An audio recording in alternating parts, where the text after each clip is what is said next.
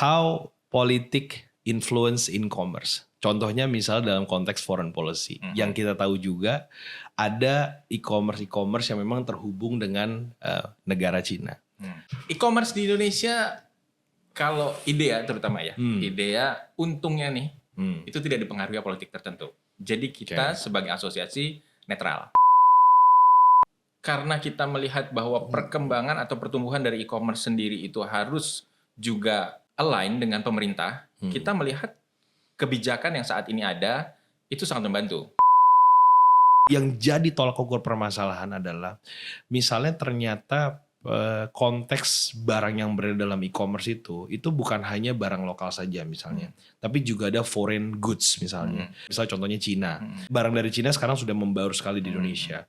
Bertabrakan dengan produksi yang memang dikerjakan oleh goods dari Indonesia sendiri. Bagaimana Kementerian UMKM atau asosiasi melihat hal ini gitu loh? Apakah ada ketakutan akan surplus barang Cina dibandingkan barang lokal? Atau memang akan membiarkan saja, let it flow saja? Karena itu akan berdampak kepada pasarnya sendiri kan sebenarnya gitu loh. Jadi bagaimana sih kepentingan yang mau dibawa? Apakah pokoknya nih gimana caranya walaupun kita let it flow dan bebas aktif tapi ada unsur nasionalis juga? Atau memang benar-benar pure let it go saja? Gak ada nasionalisan deh. Pokoknya yang penting market hidup saja. Nah menurut Bang Hilmi gimana? Ya. Nah, pertanyaannya S3 ya? Ya S3 nih.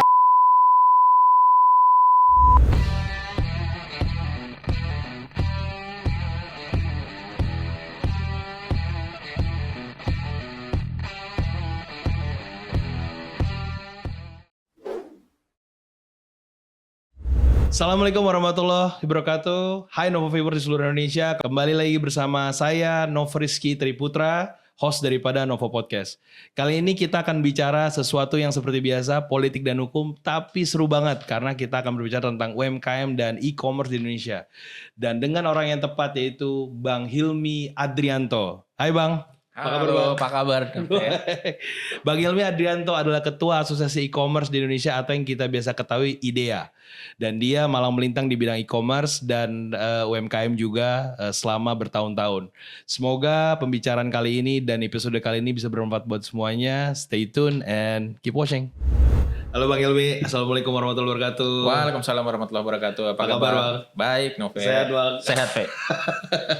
Udah lama banget kita gak ketemu ya. Iya. Oh terakhir ketemu pas nikahan salah satu sepupu kita ya. Benar, Iya, salah satu. iya. Jadi gue senang banget nih ketemu sama Bang Hilmi hari ini mau cerita sebagai Ketua Asosiasi E-commerce Indonesia. Betul. Benar ya? Idea. Jadi sebagai Ketua Asosiasi E-commerce Indonesia kan banyak banget nih yang menjadi salah satu concern sebagai Ketua Asosiasi gitu loh. Bisa cerita dikit nggak sih Bang sebagai Ketua Asosiasi E-commerce tuh tugasnya ngapain aja sih? Oke.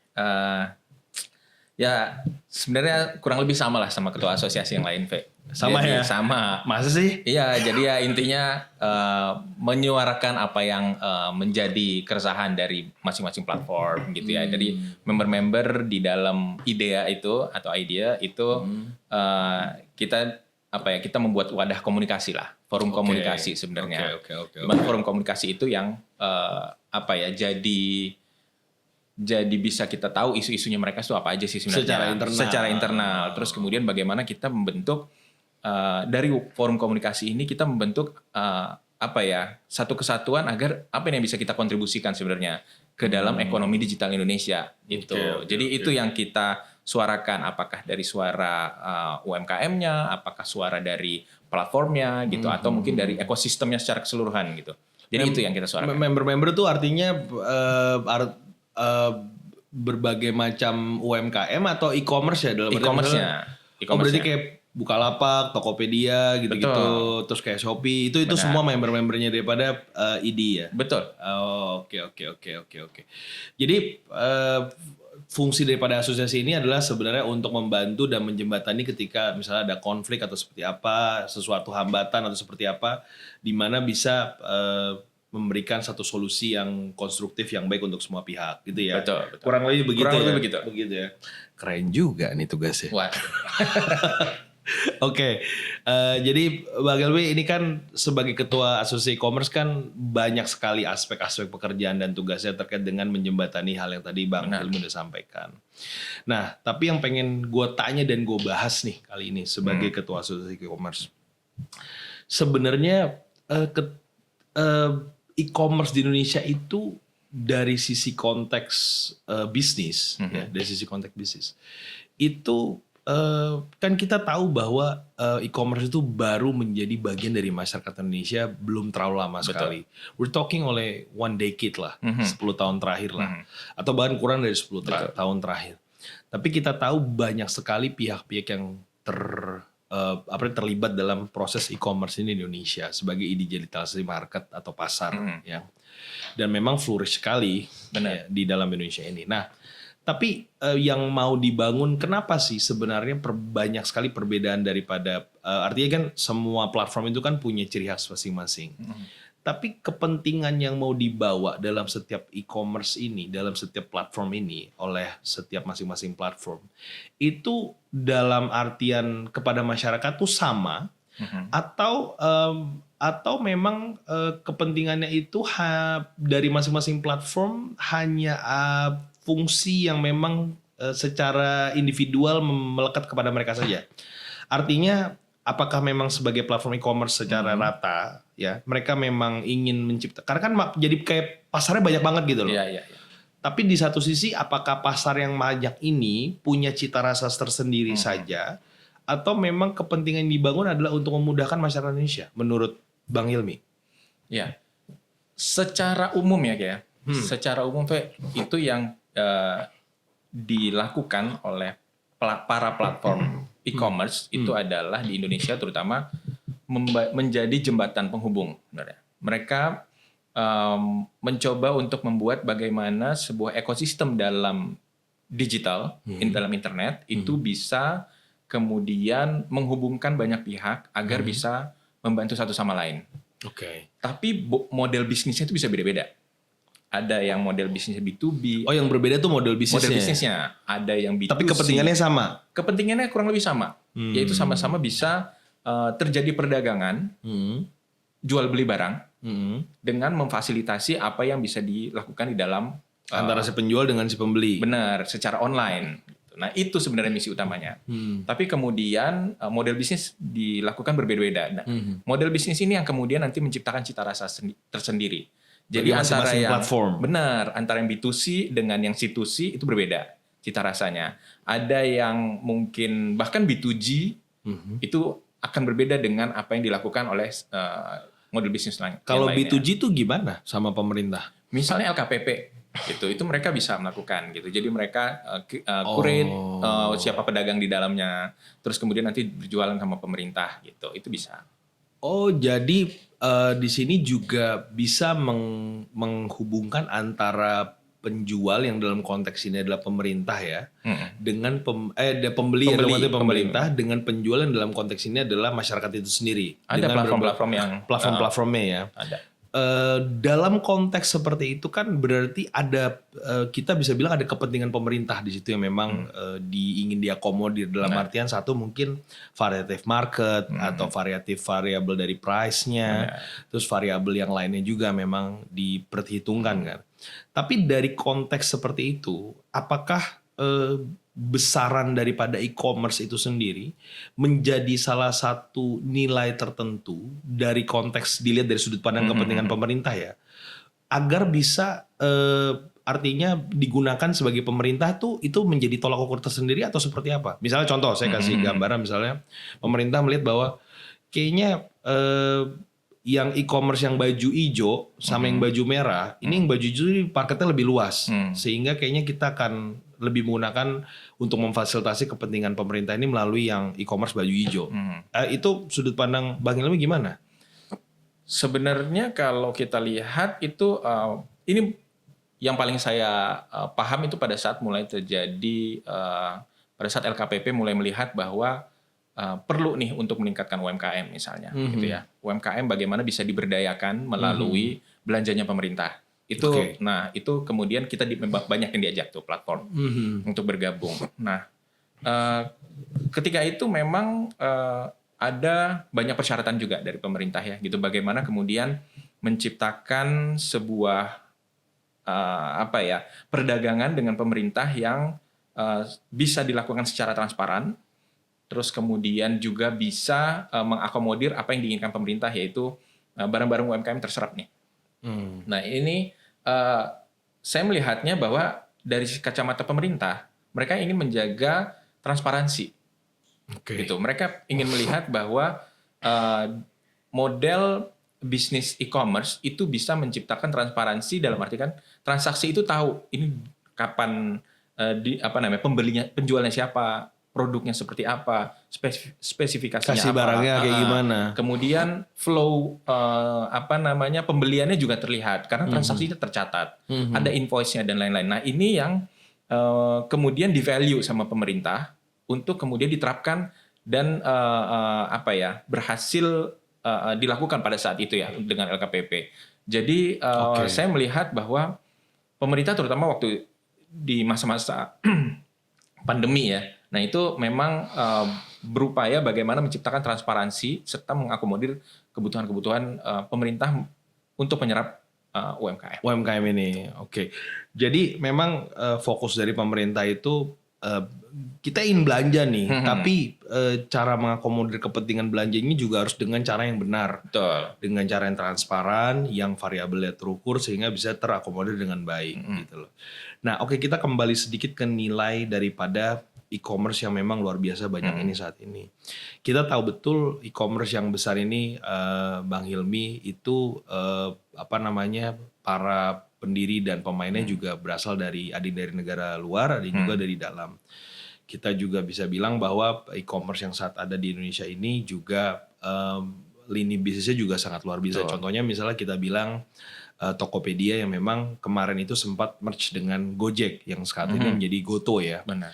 Nah, di satu sisi kan platform ini dengan terjadinya merger kan menjadi satu boom yang luar biasa ya.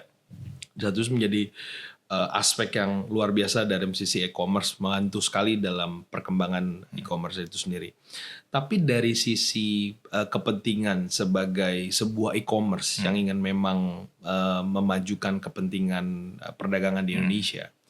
Nah, langkah besarnya ini dari konteks yang Bang Hilmi ketahui ya, itu memang terjadi nggak sih peningkatan signifikan di masyarakat? Artinya kepentingan masyarakat terakomodir nggak dengan terjadinya Goto ini gitu loh. Artinya apakah memang karena terjadinya ini e-commerce yang diharapkan menjadi semakin maju, kepentingan politik masyarakat yang dibangun semakin bisa terakomodir, atau memang sebaliknya apa yang terjadi tidak sesuai dengan harapan, atau bahkan ada sesuatu yang memang kayaknya perlu bekerjasama dengan e-commerce yang lain. Menurut Bang Hilmi kayak gimana? Iya, e-commerce di Indonesia itu pergerakannya dinamis banget. Sebenarnya secara global itu sangat dinamis. Agak sedikit berbeda dengan perdagangan secara offline. Perdagangan secara online itu banyak demanding dari sisi pengguna juga. Bagaimana kemudian bisa memfasilitasi lebih baik. Bagaimana kemudian bisa menciptakan inovasi-inovasi atau fitur-fitur baru yang memudahkan lagi gitu, semakin memudahkan masyarakat. Nah, sebenarnya kalau kita lihat dari apa yang sudah ada, jadi sebenarnya kalau dirunut nih waktunya, perjalanan e-commerce di Indonesia itu let's say dari 2008 2009 itu udah mulai itu, tapi masih cikal bakal kan. Terus panjang gitu sampai udah masa-masa Covid lah ya. Dulu pemain awal itu kan kayak dari Cina, dari Alibaba kan gitu kan ya. Dari lokal juga banyak. Dari lokal juga banyak ya. Jadi kayak Bukalapak, Tokopedia, Blibli itu udah mulai pelan-pelan ada. Pelan-pelan. Gitu. Nah, kemudian tapi masih konsepnya masih tradisional marketplace. Jadi marketplace yang ya hanya mencoba menghubungkan antara penjual dan pembeli dengan menciptakan fasilitas pembayaran maupun logistik. Nah, berjalannya waktu mulai dilihat bahwa ada kebutuhan-kebutuhan lain yang diperlukan untuk itulah yang men-trigger terjadinya merger itu. Salah satunya untuk memperlihatkan bahwa apa impact yang bisa kita lakukan lebih besar lagi. Dari sisi misalnya dengan penggabungan itu kan kalau bisa dilihat ekosistemnya jadi jauh lebih besar kan. Betul. Dengan ekosistem yang lebih besar itu akan lebih gampang untuk bisa membantu masyarakat di Indonesia. Tapi secara artinya secara kepentingan di lapangan, secara terjadinya aktual itu memang terbantu atau bagaimana? Artinya masyarakat dari sisi dampak masyarakat, apakah memang dengan menyatunya itu apa manfaat yang bisa diambil? Manfaat utama sebenarnya kalau kalau bisa dilihat lebih lanjut, ya banyak ya paling terasa promo-promo. Oke. Promo-promo akan lebih banyak. Kenapa? Karena udah jadi satu grup kan, gitu. Itu akan lebih terasa. Jadi misalnya dari kacamata IDN ya kita ngeliatnya nih, pengantaran mungkin logistik juga ya. akan lebih mudah gitu. Kemudian dari sisi dalam Goto itu juga ada financialnya kan gitu. Nah itu akan jadi jauh lebih mudah untuk dari sisi pembayaran. Salah satu faktor yang memang bisa membantu para pembeli ataupun menjual mendapatkan keuntungan yang diharapkan juga dari sisi market juga bisa ya gitu. Betul. Dari sisi UMKM juga akan terbantu lagi gitu. Karena dari sisi UMKM kan juga pengguna juga dia sebagai penjual kan di situ. Betul. Nah, UMKM-nya akan terbantu jadi lebih banyak nih. Traffic kerjanya jadi lebih banyak gitu, dan itu yang diharapkan. Traffic itu yang diharapkan. Oke, itu menarik banget. Nah, kita agak sedikit bergeser ke yang hal lebih sensitif nih. Boleh Mbak Gilby. Jadi e-commerce ini kan kita nggak bisa pisahkan juga dari salah satu kepentingan politik dalam sebuah bernegara ya. Karena memang e-commerce ini merupakan salah satu pasar digital yang memang sangat luar biasa dan membutuhkan peranan pemerintah untuk mensupport. Pertanyaan yang pengen gue ajukan sebelum sesi ini kita tutup dulu nih. Kira-kira ada kepentingan politik apa sih di e-commerce Indonesia ini? Dan apakah terlibat dengan foreign policy dari sebuah negara? Misalnya contohnya Cina. Nah, sebelum jawab, kita break dulu ya. Oke. Stay tuned abis ini. Oke Bang Helmi, tadi pertanyaan terakhir sebelum berakhirnya sesi sebelumnya. Jadi tadi gua tanya bahwa kita bahas tentang e-commerce seperti apa, bagaimana tugas Bang Helmi. Nah, kita ini masuk yang lebih dalam. Kepentingan politik dari sebuah e-commerce itu seperti apa? Karena kita tahu banget bahwa sebuah e-commerce itu kan pasar digital yang memang membutuhkan peran pemerintah secara signifikan. Pemerintah pasti memberikan satu kontribusi khusus terhadap e-commerce karena memang berperan penting dalam memajukan bisnis di sebuah negara. Nah, dalam kaitannya seperti itu, kita nggak bisa hindari pembicaraan ini karena memang pasti terhubung itu loh. How politik influence in commerce. Contohnya misal dalam konteks foreign policy. Yang kita tahu juga ada e-commerce yang memang terhubung dengan negara Cina. Nah, menurut Bang Helmi, bagaimana aspek itu di Indonesia? Please. Sering nih pertanyaan e-commerce di Indonesia kalau IDEA terutama ya, IDEA untungnya nih itu tidak dipengaruhi politik tertentu. Jadi kita sebagai asosiasi netral. Kita asosiasinya ya. Sebagai asosiasi netral. Kalau platform itu diserahkan ke masing-masing kebijakan masing-masing. Ya, yang kita lihat juga karena kita melihat bahwa perkembangan atau pertumbuhan dari e-commerce sendiri itu harus juga align dengan pemerintah, kita melihat kebijakan yang saat ini ada itu sangat membantu. Kenapa? Karena kebijakannya itu apa tuh? Kebijakan itu kan tipenya. Betul. Tapi dalam sisi kebijakan yang dilakukan pemerintahnya itu apa tuh? Yang Bang Helmi tahu. Mungkin gue bicara dari situ dulu ya, dari bebas aktif. Dari bebas aktif, terus kemudian kita melihat karena tidak ada ketegangan geopolitik yang terlalu dalam antara kekuatan ekonomi dan kekuatan ekonomi tertentu gitu. Jadi kita bergerak bebas. Dan kita menyerahkan pada mekanisme pasar. Nah, ini yang kita sebagai asosiasi kita melihatnya bahwa ini satu hal yang sangat positif. Nah, pergerakannya sangat positif. Kenapa? Karena kita bisa membantu UMKM tanpa memihak pada pihak tertentu misalnya gitu. Itu sangat menguntungkan sekali. Sangat positif. Nah, kebijakan-kebijakan yang diambil cukup banyak yang membantu sebenarnya. Dari sisi misalnya Contohnya kebijakan perpajakan UMKM misalnya. UMKM diberikan pajak rendah. Itu membantu bagaimana kemudian kita karena rata-rata yang ada di Indonesia sellernya itu adalah UMKM. Nah itu sangat membantu agar mereka juga bisa mengembangkan diri lagi gitu di secara online gitu. Kemudian juga kebijakan-kebijakan terkait dengan standarisasi dan lain-lain. Sejauh ini memang sifatnya masih banyak yang himbauan dan lain, sehingga ketika mereka mau mencoba masuk ke dalam e-commerce itu mereka nggak terbebani persyaratan terlalu banyak yang membuat jadi barrier to entry untuk masuk ke dalam platform-platform kita. Platform-platform tersebut. Okay. Nah ini yang sebenarnya sangat-sangat membantu. Untuk saat ini kita memang masih melihat bahwa ini berarti kebijakan ini diambil pada saat kementerian saat ini dipegang Bang Maman, Kementerian UMKM, apa memang dari sebelumnya sudah terjadi seperti ini? Udah terjadi dari sebelumnya. Oh, jadi sebelum dipegang Bang Maman pun Kementerian UMKM sudah begini ya? UMKM sudah begini ya? Oh, oke. Nah, kalau dengan kementerian yang saat ini ada nih, kabinet yang saat ini ada, kita memang masih belum memiliki program yang fix nih. Karena memang masih baru terbentuk ya, Oktober baru dilantik. Tapi kita udah mulai membaca bagaimana sebenarnya fokus yang diinginkan. Kayak Kementerian Perdagangan sekarang mulai mengarah kepada ekspor. Gitu ya. Kemudian Kementerian UMKM juga bagaimana untuk yang udah on board ini punya quality. Jadi nggak cuma sekedar jualan, numpang jualan, terus kemudian selesai gitu. Itu PR banyak banget juga di situ.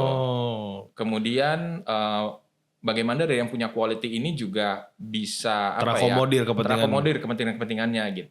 Jadi secara perlindungan kepada mereka juga bagus dan lain-lain, itu menjadi fokus dari Kementerian UMKM saat ini.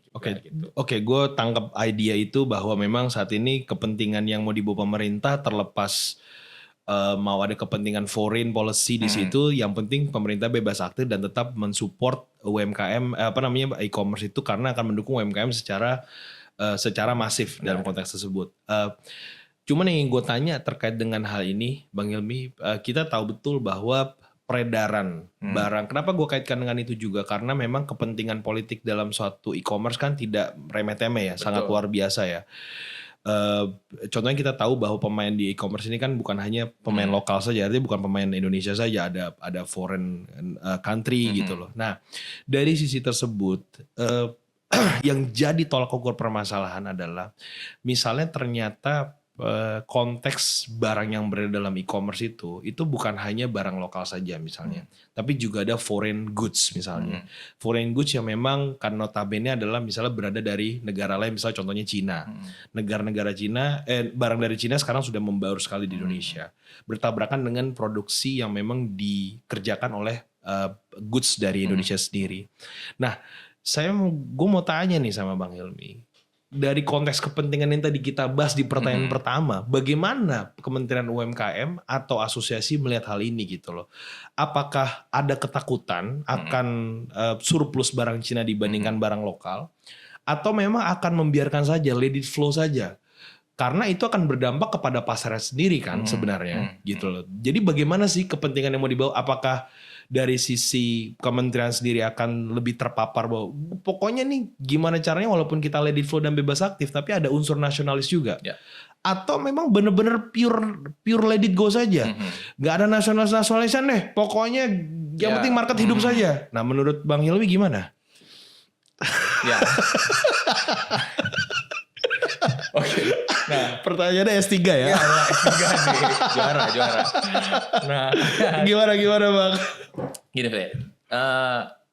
Di dalam masing-masing e-commerce, khususnya ini yang marketplace fisik lah ya kita sebut, dan situsi, itu karena memang situsi itu konsepnya kan UGC, user generated content. Jadi penjual itu bebas mengupload produknya mereka. Jadi bagiannya e-commerce kalau situsi itu dia tidak mengkurasi produknya. Cuma memang ada beberapa pagar yang nggak bisa, gitu ya. Misalnya kayak barang-barang yang dilarang di Indonesia, itu semuanya dipagerin dan itu masuk dalam machine learningnya mereka masing-masing nih. Gitu. Dan itu udah diatur secara sistem lah. secara gamblang udah jadi oke barang-barang ya? yang dilarang dijual di Indonesia dan lain-lain itu semuanya udah tapi the rest di luar dari itu akan dibebaskan. Oke. Nah, peraturan yang saat ini udah ada, misalnya Permendag 31 2023 itu memang mengatakan bahwa untuk barang-barang dari luar negeri itu untuk pedagang yang berjualan langsung tidak diperbolehkan kecuali di atas 100 USD barangnya. Oh, nggak boleh di atas 100 USD itu nggak boleh. Di bawah yang boleh justru 100 USD ke Ya, atas. 100 USD ke atas, oke. Di bawah juga di bawah yang nggak boleh. Tapi itu perdagangan secara langsung. Jadi kalau ada orang yang cross border mau jualan, misalnya kayak gue jual dari Cina nih, gitu. Ya boleh jual barang di Indonesia, tapi lo harus di atas 100 USD. Oke. Nah ini tujuannya adalah untuk protect UMKM sebenarnya. Karena barang-barang UMKM mostly. Jadi ada elemen nasionalis sedikit ya? Betul. Sedikit apa banyak nih Bang? Banyak sebenarnya. Banyak. Karena kepentingan di dalam banyak itu. Oke. Nah kemudian dalam peraturan itu juga mewajibkan kita untuk bagaimana mensupport produk-produk lokal. Nah ini yang kemudian dijawantahkan lah ya ke masing-masing e-commerce bahwa mereka kemudian membuat produk laman-laman tersendiri gitu untuk produk-produk lokal bisa lebih di-boost lagi. Lebih di-boost lagi. Bagaimana? Karena tujuannya itu adalah menciptakan traffic kan. Nah, traffic ini yang kemudian diarahkan bagaimana agar masyarakat di Indonesia itu lebih terpapar terhadap produk lokal dan kemudian mau membeli produk lokal itu. Karena bayangan mereka nih konsumen kadang-kadang tuh kayak ini barangnya benar nggak ya? Barang UMKM benar nggak ya gitu. Nah ini yang nggak boleh sebenarnya dilihat seperti itu. Nah kita tapi nggak bisa dihindari untuk melihat seperti itu. Benar. Kan? Nah karena itu kita rata-rata nih ya dari asosiasi juga kita banyak bikin event-event terus kemudian campaign-campaign secara untuk mempertahankan trademark UMKM barang nasional ini ya, barang lokal ini. Dan terciptanya demand tersebut. Contoh yang paling nyata nih kemarin Harbolnas. Harbolnas tanggal 12/12. 12/12 itu kan biasanya pada banyak promo kan, orang pada belanja. Nah ini kita push bagaimana mengatur agar produk lokal lebih di atas lagi nih daripada produk-produk lain gitu. Nah ini alhamdulillahnya lumayan Fed. Berdampak. Jadi, berdampak sekali. Jadi kita buat kampanye itu selama 6 hari. 4 harinya itu fokus pada produk lokal. Jadi promo ditempelnya itu di produk lokal. Nah akhirnya sekarang itu meningkat sekali dari yang sebelumnya kalau nggak salah sekitar 40%, sekarang udah hampir 50% untuk naik untuk permintaan atau pembelian transaksi terhadap produk lokal. Gue tangkap ide nasionalis itu sendiri, kepentingan politik yang mau dibawa seperti itu ternyata memang di lapangan tuh ada. Nah, ini masuk ke pertanyaan penting selanjutnya nih, Bang Hilmi nih. Bang Hilmi tadi bilang bahwa ini ada nasionalisme, bebas aktif, kepentingan politiknya itu benar ingin menjaga pasar UMKM kita. Tapi gue mau tabrakan sendiri dengan situasi di lapangan yang memang kita tahu sendiri bahwa saat ini ada salah satu e-commerce yang ternyata sudah tutup dan itu juga diketahui. Sebenarnya mungkin nggak tahu gue tutupnya seperti apa ya. Tutup permanen, tutup temporari, atau cuman yang katanya di gosipnya di medsos adalah menjual hanya 2 item saja kalau nggak salah. Nah kita juga tahu itu Bukalapak itu adalah salah satu e-commerce lokal yang memang cukup lama di Indonesia. Ditabrakan dengan isu nasionalisme tadi yang sebenarnya ingin menjaga, kok seakan-akan nggak dijaga sih sama pemerintah Bukalapak ini. Tapi sebelum dijawab, kita off dulu, masuk ke next season selanjutnya. Siap. Stay tune. Nah, Bang Hilmi, kembali ke pertanyaan sebelum berakhir sesi sebelumnya. Jadi kita tahu tadi Bang Hilmi cerita tentang bebas aktif, nasionalisme, kepentingan nasionalisme dalam konteks mensupport UMKM dan e-commerce ini.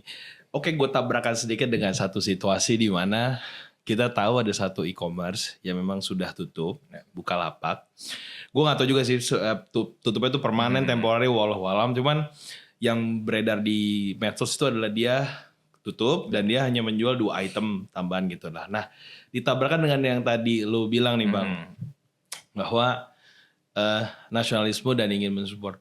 Dan ini kan salah satu Bukalapak, ini kan satu e-commerce yang memang secara konseptual juga milik lokal dan sudah sejak lama gitu loh.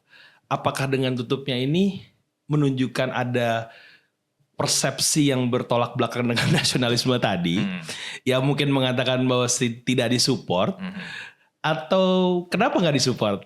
Menurut Bang Ilu gimana? Lu jangan menjebak gua, Be. Ini pertanyaannya bikin pusing keliling nih. Lumayan nih. Gimana Bang? Sebenarnya kalau dilihat ini ya, secara keseluruhan gitu, konsep dari e-commerce itu sendiri atau marketplace itu mempertemukan penjual dan pembeli. Tapi tidak terbatas pada produk fisik sebenarnya. Oke. Jadi ada produk-produk lain. Saya pikir di hampir seluruh e-commerce atau marketplace ada nih. Ada produk digitalnya, ada produk O2O juga ada di beberapa O2O itu online to offline.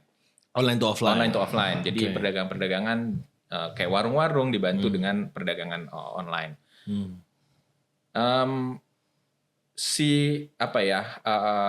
Masing-masing platform pasti punya kebijakan tersendiri atau konsep strategi bisnis yang mereka pengen terapkan selanjutnya. Nah, strategi bisnis ini pasti nggak ada campur tangan pemerintah, itu literally benar-benar hanya si pemain bisnisnya sendiri nih mau kayak gimana nih pergerakan yang depan.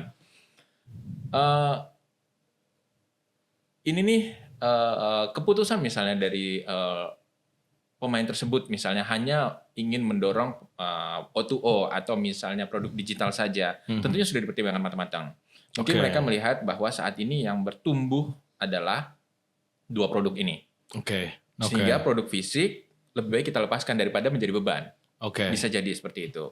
Karena itu kebijakan yang diambil dari manajemen Bukalapak ya. Benar, karena mereka pasti sudah mengkalkulasi lah.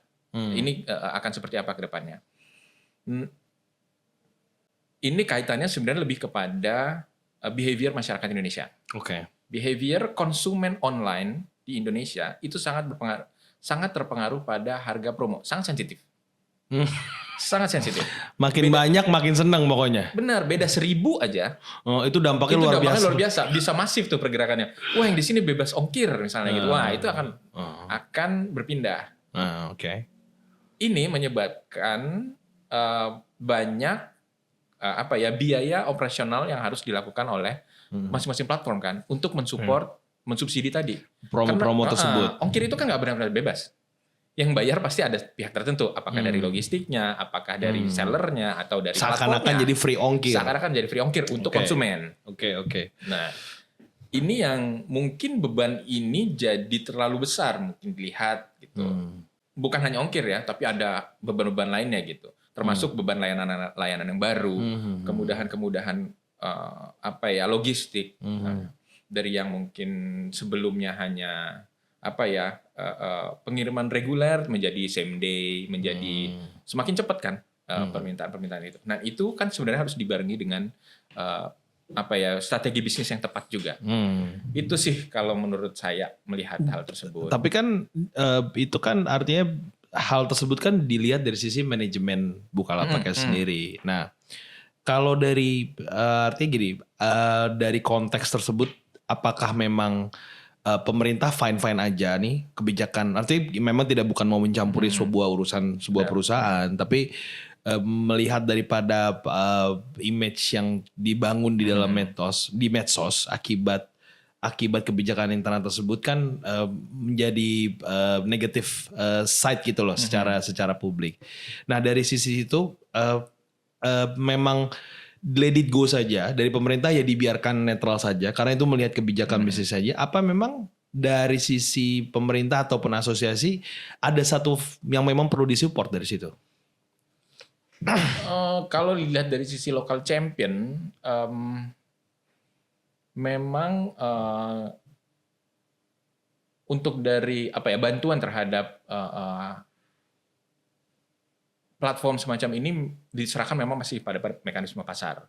Sehingga bagaimana manajemen itu menyikapinya itu yang kemudian lebih berpengaruh terhadap keputusan bisnisnya.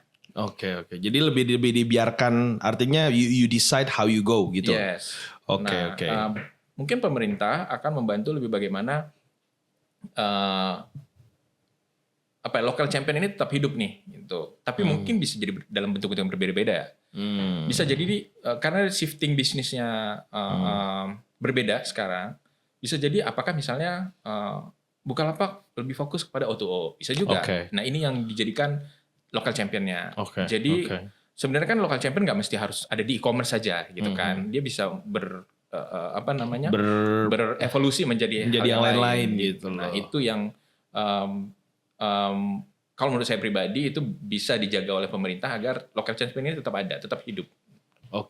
Tapi tetap kita sambung nih dari kita tangkap idenya dari sini Bang Hilmi. Kita tahu bahwa semangat nasionalisme yang tadi kita bahas itu kan memang sangat perlu diuji dalam konteks supporting kepada local champion ini kan. Nah, dari sisi konteks perlindungan tadi Bang Hilmi sudah jelaskan, dari support juga sudah dijelaskan. Tapi memang kita tahu betul bahwa ternyata peran pemerintah itu sangat penting, ataupun asosiasi ataupun kementerian itu sangat penting dalam menjaga spirit of nationalism ini gitu. Nggak bisa dihindari, tidak bisa dihindari, memang sangat dibutuhkan. I'm gonna give you an example misalnya. In United States kita tahu banget TikTok itu menjadi platform yang seakan-akan the big enemy of the government of United States, sehingga kemarin pun sempat di stop kan gitu kan, karena menganggap terafiliasi dengan Cina kan gitu kan. Nah dari konteks di Indonesia sendiri gitu loh, apakah hal-hal tersebut ke depannya di masa depan, not now, mungkin nggak sekarang, tapi apakah dari sisi kebijakan policy di future ya, bukan present, nggak tahu, mungkin kalau mau present boleh cerita, boleh. Hal-hal seperti itu possible untuk terjadi ketika memang ada satu potensial e-commerce yang memang bertabrakan dengan spirit of nationalism ini. Secara umum, gue nggak melihat ini mungkin disclaimer juga ya. Disclaimer bahwa ini dari kacamata asosiasi. Secara umum melihatnya isu dari apa yang dilakukan di Amerika ini mungkin lebih kepada melihat mereka lebih kepada isu ketahanan kan sebenarnya, ketahanan nasional, ketahanan digital termasuk gitu kan. Nah, are we not seeing the same thing? Indeed. Ini gue mengarah sana nih. Maksudnya Indonesia juga pasti akan melihat ke arah sana dalam arti kata mereka pasti akan memonitor bagaimana sebenarnya platform-platform ini bisa membela nasionalisme, tetap memberikan ruang untuk kepentingan bisnis, tapi tidak sampai menghancurkan ketahanan atau national security. Nah itu yang sebenarnya perlu dipahami dari masing-masing platform juga. Bahwa jangan sampai perluasan strategi bisnisnya bertentangan dengan hal tersebut, mengancam ketahanan nasional. Tapi ada nggak yang mengancam ketahanan nasional? Sejauh ini belum. Masih dimonitor ya? Masih dimonitor dan peraturan-peraturan yang ada saat ini itu masih bisa menjaga ketahanan nasional, baik dari sisi kayak ketahanan UMKM, ketahanan supply barang dan lain-lain secara e-commerce itu masih terjaga. Nah kalau pemerintahan Pak Prabowo dan Mas Gibran ini menurut Bang Hilmi akan tetap memproyeksikan seperti itu, artinya tetap membuka seluas-luasnya terhadap kontestasi bisnis di bidang e-commerce, atau nanti ke depannya kan kita kan we're just having this government for 3 months ya. Apakah nanti ke depannya menuju 5 tahun ini akan ada perombakan besar-besaran mengarah kepada rasa nasionalisme yang lebih besar. Artinya e-commerce nasional itu harus lebih diguyupkan, lebih diperhatikan khususnya dari Kementerian UMKM, atau malah artinya let it go aja dari sisi kontestasi bisnis lebih ya udah dibiarkan aja, yang penting bisnis tumbuh dengan baik. Dari sudut pandang Bang Hilmi gimana?